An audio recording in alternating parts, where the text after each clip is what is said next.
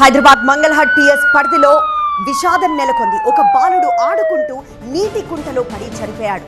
హైదరాబాద్లోని మంగళహాట్ పిఎస్ పరిధిలోని అగాపురలో జరిగింది ఈ విషాదకర ఘటన. సదర్ బేగ్ సాహెబ్ దర్గాలో నీటి కొలనులో పడి బాలుడు మృతి చెందాడు. నీటి కొలను దగ్గర ఆడుకుంటూ నీళ్లలో పడిపోయాడు 5 ఏళ్ల సూఫియాన్. కుటుంబ సభ్యులు గుర్తించేలోపే నీట మునిగి మృతి చెందాడు ఆ బాలుడు. బాలుడి మృతదేహం ఉస్మానియా ఆసుపత్రికి తరలించారు.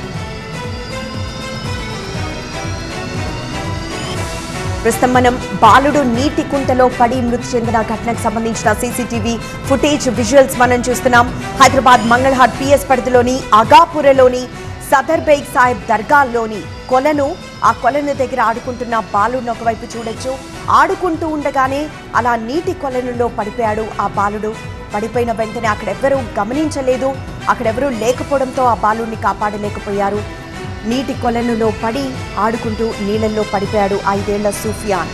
కుటుంబ సభ్యులు గుర్తించేలోపే నీట మునిగి చనిపోయాడు ఆ బాలుడు.